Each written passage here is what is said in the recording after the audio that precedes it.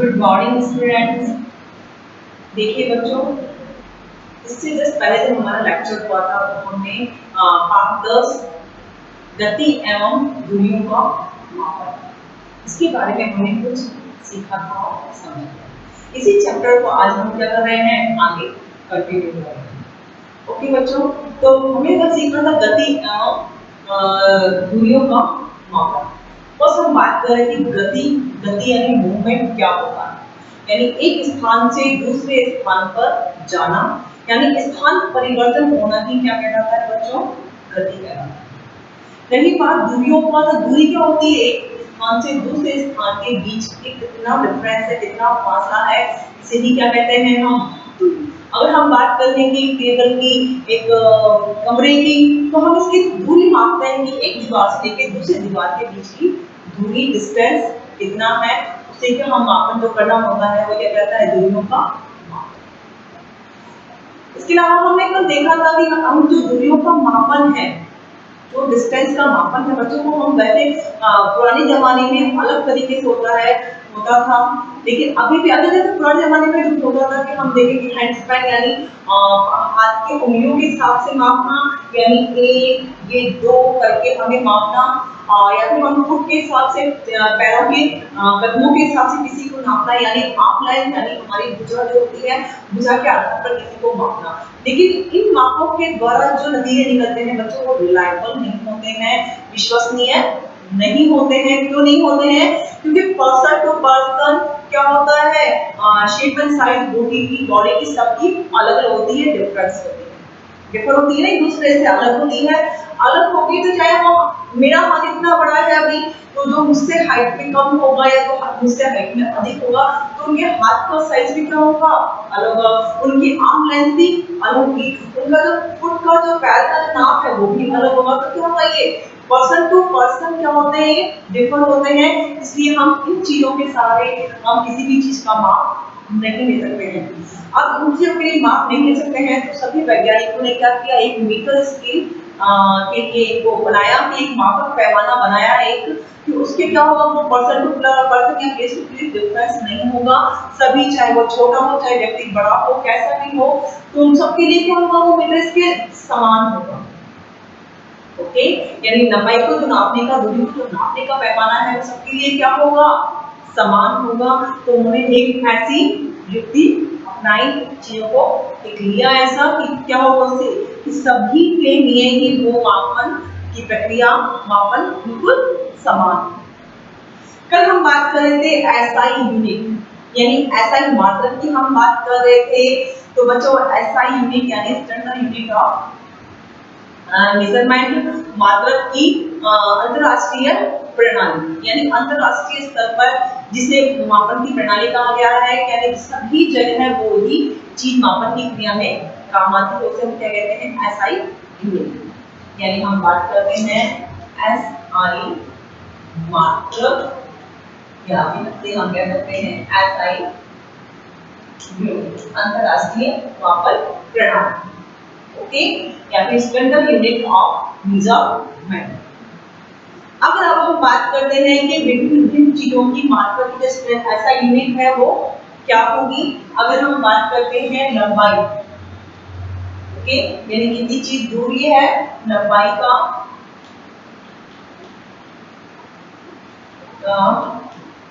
मानक मात्रक, लंबाई का मानक मात्रक क्या होना चाहिए बच्चों, वो है मीटर, या इसको हम मीटर। ओके, यानी लंबाई का मानक मात्रक क्या होता है, मीटर। अगर हम बात करते हैं मीटर के अलावा जो दूरी की लंबाई है, उसके अलावा हम बात करते हैं समय की बात करते हैं, तो समय का मानक मात्रक क्या होगा बच्चों, समय का मानक मात्रक, देखिए समय का मानक मात्रक क्या होना चाहिए, सेकंड। क्या होता है, सेकंड, यानी ये होता है समय का मानक मात्रक। अगर नेक्स्ट हम बात करते हैं भार का, यानी वेट जो होता है उसका भी मानक मात्रक क्या होना चाहिए, यानी भार का मानक मात्रक, यानी जो वेट है भार है उसका मानक मात्रक क्या होता है, वो होता है बच्चों किलोग्राम। ओके, बताया आपको। इसके अलावा एक और मैं बता देती हूँ आपको, वो होता है तापमान। तापमान का मानक मात्रक क्या होता है बच्चों, को होता है केल्विन।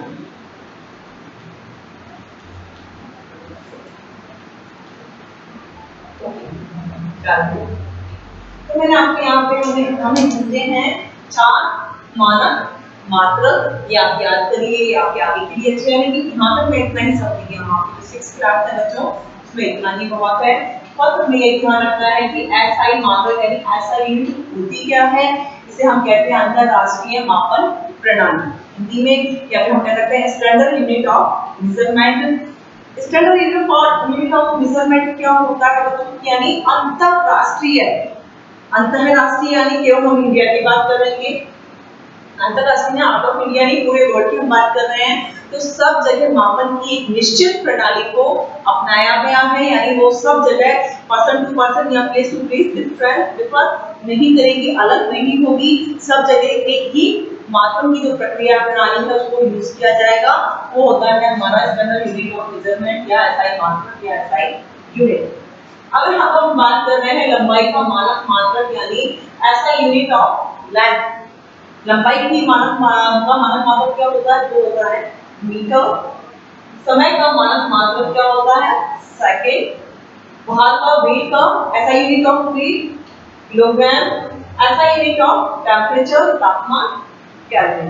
ये 4 चीजें हमने समझी। नेक्स्ट अगर हम आगे की बात करते हैं तो बच्चों वो है आपका लंबाई का मानक मात्रक, इसके बारे में हम बात करते हैं।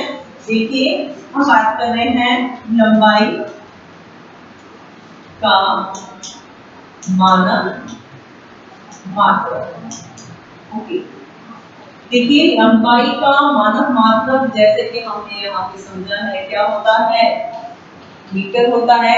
लेकिन अगर हम बात कर रहे हैं कि लंबाई की क्या होती है, तो हम कह सकते हैं दो बिंदुओं या दो स्थानों के बीच की दूरी को क्या कह सकते हैं हम, लंबाई। समझ में आया आपको, यानी दो स्थानों या दो बिंदु, अगर दो स्थानों की बात कर रहे हैं हम तो हम बात करते हैं जयपुर टू दिल्ली या जयपुर टू बॉम्बे या दिल्ली टू बॉम्बे। ओके, तो ये हो गई लंबी दूरी दो स्थानों।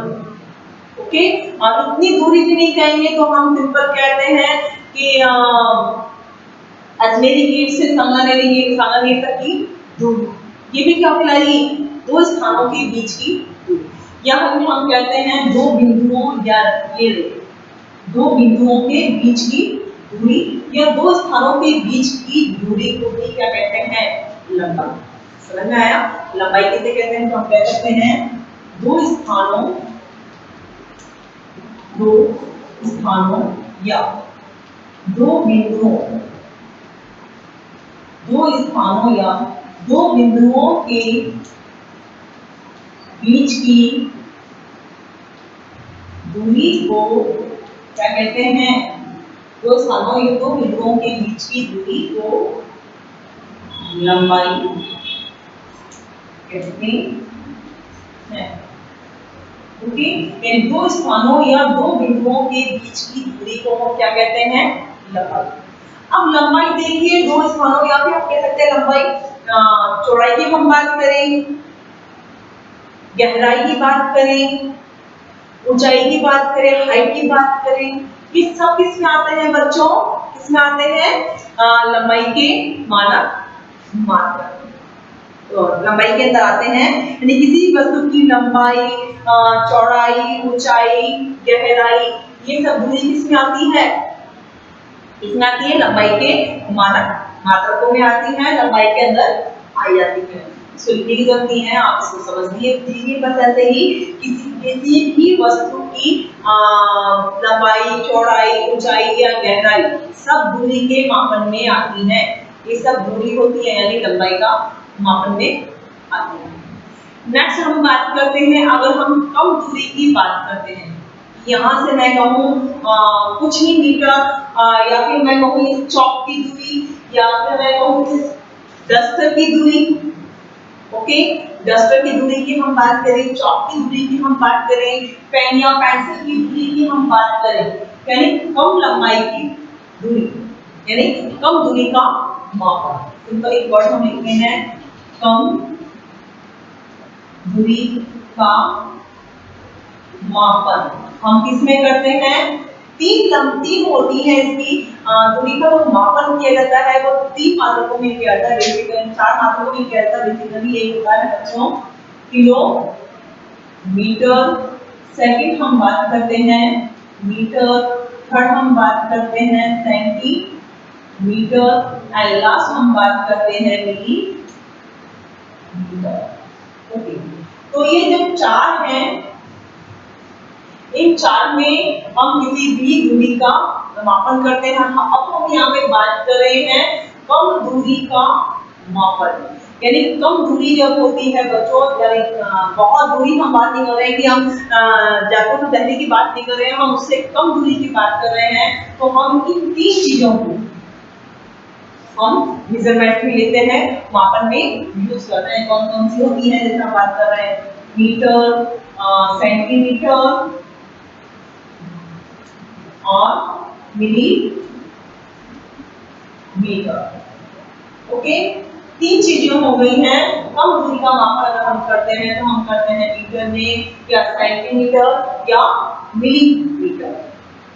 अब जैसा कि हम जानते हैं, हमें पता है कि अगर हम कम दूरी की बात कर रहे हैं तो 1 मीटर में कितने सेंटीमीटर होते हैं हमें पता होना चाहिए। और ये बात आप 5th क्लास में जब हम पढ़ के आए थे मैथ्स, तो उसमें हमने बहुत अच्छे से समझा था। हम एक बार दोबारा समझ सकते हैं कि 1 मीटर में कितने सेंटीमीटर होते हैं। तो हम देखते हैं यहाँ पे 1 मीटर में कितने सेंटीमीटर होते हैं, 100 सेंटीमीटर होते हैं। ओके, 1 मीटर में कितने होते हैं, 100 सेंटीमीटर होते हैं। अगर हम 1 सेंटीमीटर की बात करते हैं, मैं शॉर्ट में लिख रही हूँ सेंटीमीटर, 1 सेंटीमीटर में कितने मिलीमीटर होते हैं, तो बच्चों वो होते हैं 10 मिलीमीटर। ओके, यानी 1 मीटर में होते हैं 100 सेंटीमीटर और 1 सेंटीमीटर में होते हैं 10 मिलीमीटर। ओके, यदि हम कम दूरी का मापन करते हैं मीटर, सेंटीमीटर या मिलीमीटर। अब अगर हम बात करते हैं कि हम सबसे जो छोटा होता है, यानी हमारे एक स्केल होता है जो कि पैमाना हम यूज करते हैं मैथ्स के अंदर, स्केल वो कम से कम 50 सेंटीमीटर लंबा होता है। ऐसे जो बड़ा स्केल होता है उससे अधिक हो सकता है। तो उससे हम किस दूरी का मापन करते हैं, जैसे कि पेन है, पेंसिल है, okay, pen, pencil, rubber etcetera. दूरी का मापन किससे करते हैं, दूरी का मापन में हम यूज लेते हैं बच्चों सेंटीमीटर स्केल। ओके, स्केल से हम ये माप। ओके, अब अगर हमें कपड़ा व्यापारी होता है, वह कपड़े को मापने के लिए क्या करता है, फीते का उपयोग करता है। फीता होता है, उसमें क्या होते हैं, सेंटीमीटर्स बने हुए होते हैं, मीटर्स बने हुए होते हैं। 1 मीटर या 2 मीटर कपड़ा जब वो नापता है, तो यानी जो कपड़ा व्यापारी है, कपड़ा व्यापारी किसका यूज करता है, फीते का। यानी ये भी एक क्या है, मापन का एक उपयोग में आने वाला, यही लंबा फीता होता है, फीते का उपयोग ये करता है। इसके अलावा अगर हम बात करते हैं बच्चों, तो और कौन कौन यूज करता है। अब सिंपल सा है, पहले हम इसका एक छोटा सा पहले हम बात करते हैं, हमें कम करिए कम दूरी की, अब हम एक बार लंबी दूरी का मापन भी हम सीख लेते हैं। तो आप इसे उतार लीजिए, पहले उतार लिया होगा। सिंपल सा हमने समझा था, पहले हमने SI यूनिट मात्रक समझा था, लंबाई का मानक मात्रक मीटर, समय का मानक मात्रक सेकंड, तापमान का मानक मात्रक किलोग्राम और तापमान का मानक मात्रक क्या होता है, केल्विन। और जो दूरी है, दूरी का मापन में हम 4 मात्रकों का उपयोग करते हैं, kilometre, metre, centimetre and millimetre. और कम दूरी का मापन में हम यूज लेते हैं मीटर, सेंटीमीटर या मिलीमीटर। 1 मीटर में होते हैं 100 सेंटीमीटर, 1 सेंटीमीटर में होते हैं 10 मिलीमीटर। ओके, मैं साफ कर रही हूँ।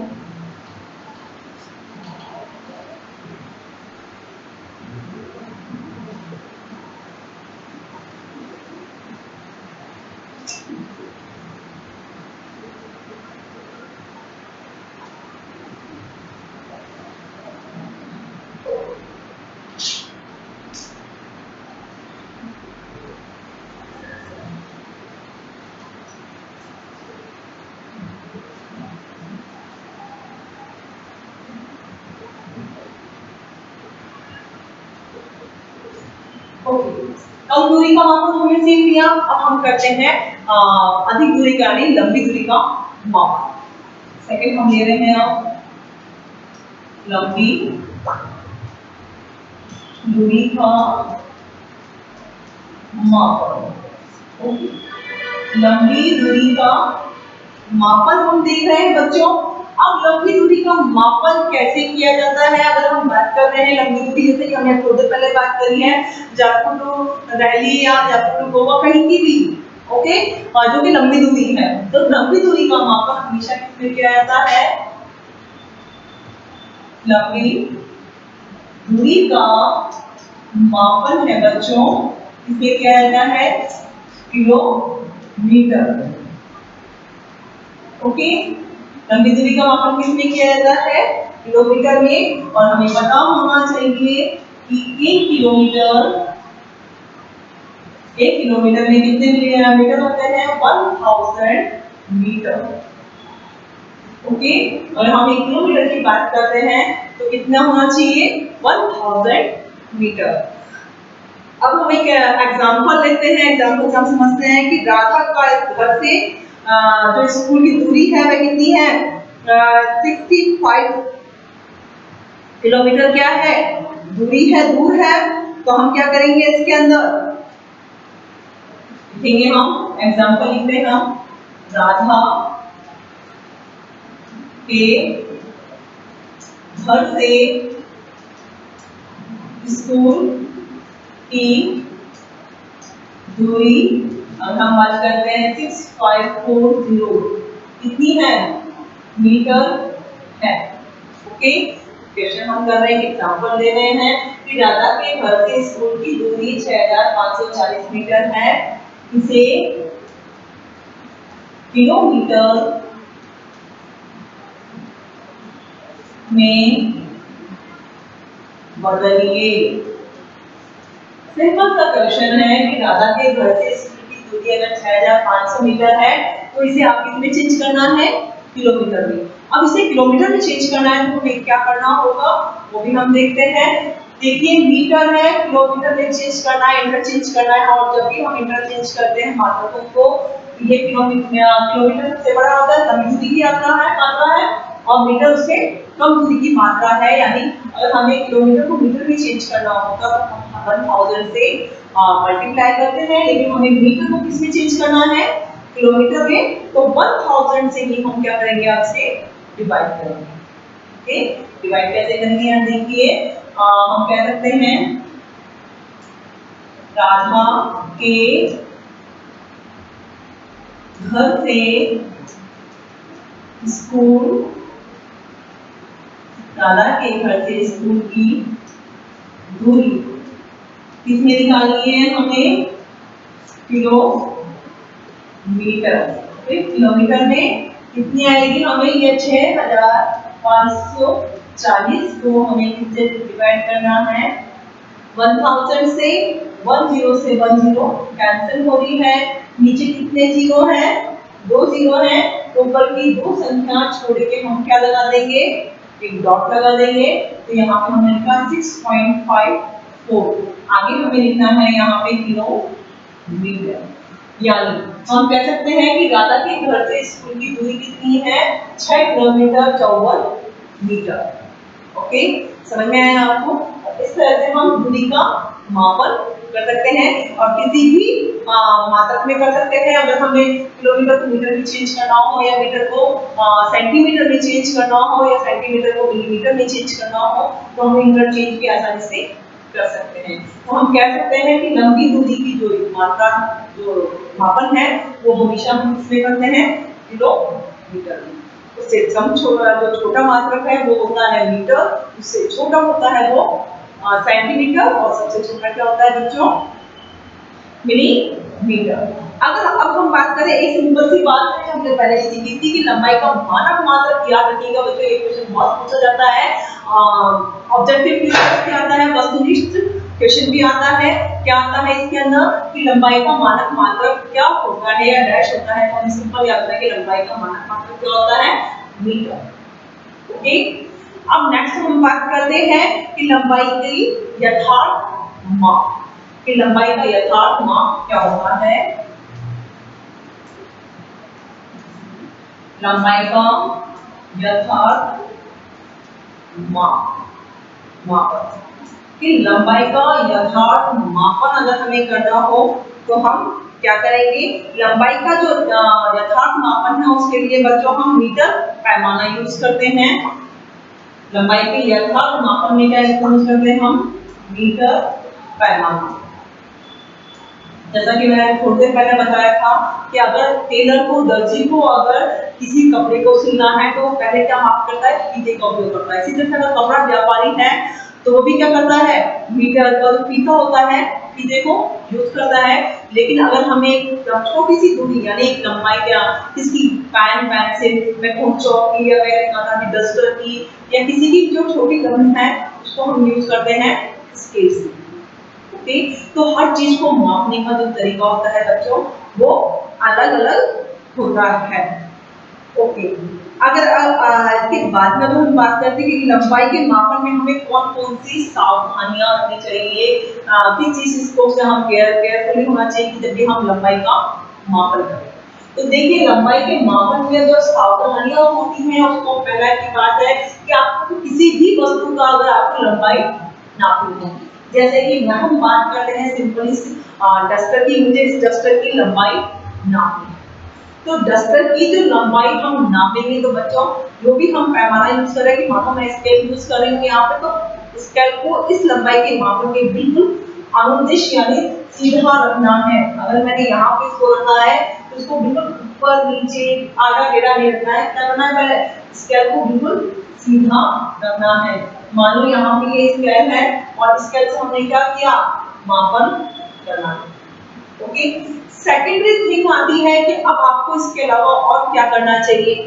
सेकेंडरी थिंग है कि जब भी आप पैमाना रखेंगे तो आपकी जो आई की जो पोजीशन है आंख वो बिल्कुल सीधी होनी चाहिए और सही दिशा में होनी चाहिए, आंखें भी इधर उधर नहीं होनी चाहिए। आपके जैसे कि स्केल की हम बात करते हैं, देखिए अगर स्केल एक है, देखिए स्केल कहाँ से स्टार्ट होता है 0 से, फिर यहाँ पे होता है 1 2 3 4 100 इस तरह से आगे बढ़े हुए होते हैं। और 10 के बीच में क्या होता है एक बीच में लाइन होती है 5 की और इसके अंदर 1 2 3 4 1 2 3 4 यानी 5 5 खाने 1 2 3 4 5 1 2 3 4 5 5 खाने बने हुए इस तरह से होते हैं बच्चों।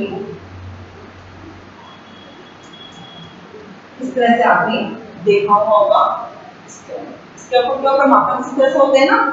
अब अगर हम बात करें तो पहले मैंने बताया कि आप जो भी आप जिस भी वस्तु का आप नाप ले रहे हैं तो पहले उसकी स्थिति बिल्कुल सही होनी चाहिए, ऊपर नीचे आगे पीछे नहीं होना चाहिए। सेकेंडरी थिंग अगर हम बात करते हैं कि जो भी एक तो हमारी आईज यानी आंखें हमारी बिल्कुल सही होनी चाहिए, इधर उधर नहीं देखना चाहिए, हमें बिल्कुल उसी के ऊपर नजर रखनी चाहिए कि कहाँ पे आपका जो नापन ले रहे हैं उसमें, क्योंकि एक भी नंबर का मिस हुआ और आपका नापन जो आपने लिया है नाप वो बिल्कुल गलत हो जाता है। ठीक है, थर्ड हम बात करते हैं कई बार होता है जो भी स्केल होता है नया स्केल तो बिल्कुल सही रहता है, लेकिन धीरे धीरे क्या होता है स्केल की जो साइड के कॉर्नर्स हैं वो धीरे धीरे टूटने लगते हैं या फिर गिर जाते हैं। उस स्थिति में क्या होता है जो यहाँ पे जो मापन स्टार्ट हो रहा था बच्चों 0 से, किससे स्टार्ट होता है 0 से स्टार्ट होता है और जब ये 0 से स्टार्ट होने वाला है यहाँ से 0 क्या होता है रब हो जाता है, दिखाई नहीं देता है। इस स्थिति में आपको कभी भी जब स्केल आप यूज करेंगे तो यहाँ से स्टार्ट नहीं करेंगे। अब हम कहाँ से ले रहे हैं, आपको जीरो की जगह हम 1 से स्टार्ट करेंगे वहां पर, यानी जीरो को हम 1 मानेंगे। जैसे कि मान लो अगर मुझे किसी चीज का ये मैं हम किसी की बात करते हैं कि हमारे पास उनकी अवेलेबल अभी कि अगर हम बात करते हैं कि मुझे इस डस्टर का लंबाई नापनी है, मेरे पास स्केल है लेकिन स्केल क्या हुआ है, टॉर्क हो रखा है, यहाँ से फट गया है, खराब हो गया, ब्लड हो गया है, वाटर टाइप हो गया है, यानी हमें अब जीरो दिखाई नहीं दे रहा है। उस स्थिति में हमें कैसे नापना है, उस स्थिति में हमें नंबर 1 से, मैं यहाँ से स्टार्ट करूंगी नापना कि नंबर 1 पे मैंने स्केल को कहा था, नंबर 1 से स्टार्ट किया। मान लो यहाँ पे आ गया है, हम मानते हैं यहाँ पे 5 सेंटीमीटर आ गया है। ये क्या हो गया, 5 सेंटीमीटर है, लेकिन मैंने कहाँ से स्टार्ट किया था, 1 से, 0 से मैंने स्टार्ट नहीं किया, तो इसमें से -1 माइनस कर दूंगी, कितना बचाएगा 4 सेंटीमीटर, यानी इस जो डस्टर इसका माप है वो सेंटीमीटर। समझ में आया आपको?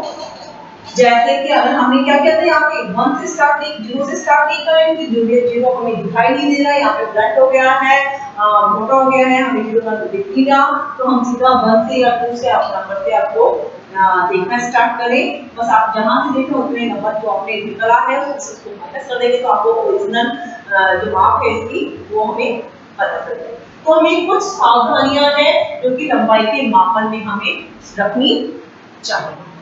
ओके, समझ में आया आपको? एक इसके अंदर और आता है बच्चों, वो है इसके अंदर कि आपको अगर किसी वक्रीय वस्तु का आपको मापन करना है। वक्रीय का मतलब क्या होता है, ये आपने लिखा होगा, तो मैं हम इसे साफ साफ कर देती हूँ मैं। देखिए,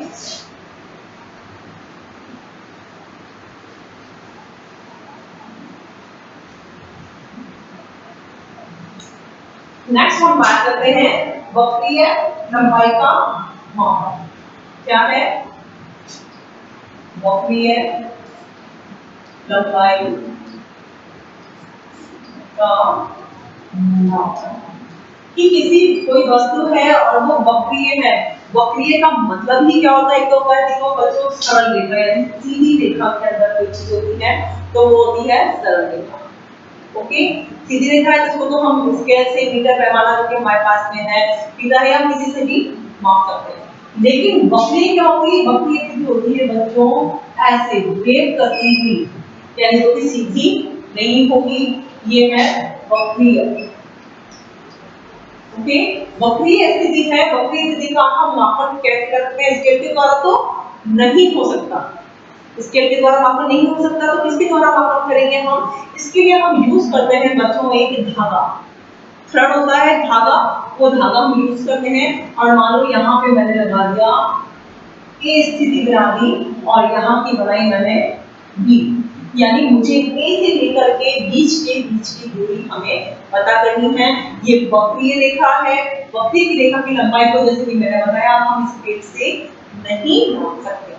इसे नापने के लिए हमने एक थ्रेड लिया, धागा लिया, और देखिए एक तरफ हमने क्या कर दी, गांठ लगा दी, नोट लगा दी, उस गांठ को मैंने कहाँ रख दिया, ए स्थिति पर। अब किसी के अंदर धागा को हम घुमा सकते हैं ना, तो यहाँ से हमने धीरे धीरे धागा लंबाई के ऊपर नोट से हमने धागा क्या किया, तो आगे का धागा हमने लंबाई के निर्दिष्ट रखना स्टार्ट किया। यहाँ पे मैंने धागा रखा, यहाँ से धागा रखते हुए मैं यहाँ से घूमते हुए धागे को, ये धागा हम घुमा सकते हैं, करते करते मैं 20 स्थान तक धागा ले गई। ओके, यहाँ से हमने धागे को इसके अनुदिष्ट रखा और 20 स्थान तक हम पहुंच गए। उसके बाद धागे को हमने क्या किया, सीधा किया, और जो मीटर स्केल हमारे पास में है उसके ऊपर रख के हमने उसकी लंबाई को नाप दिया। समझ में आया आपको? तो इस तरह से हम वक्रीय रेखा की जो होती है उसकी भी लंबाई आसानी से माप सकते हैं। समझ में आया आपको? ओके, तो आज हमने जो भी क्वेश्चन चैप्टर था इसके कुछ भागों के बारे में, मानक मात्रकों के बारे में हमने बात करी, कम दूरी और लंबी दूरी के जो मापन होता है उसके बारे में हमने बात करी। इसके अलावा हमने जाना क्या कि लंबाई को मापते समय में कौन कौन सी सावधानियां रखनी चाहिए। इसके अलावा वक्र रेखा का मापन किस तरह से होता। ओके, तो इसे आप समझेंगे और जो भी कुछ हमने लिखा था इसे आप अपनी कॉपी में नोट करना। ओके, इसके बाद का जो नेक्स्ट पार्ट होगा वो हम नेक्स्ट लेक्चर में इसे कंटिन्यू करते हैं। Okay, thank you.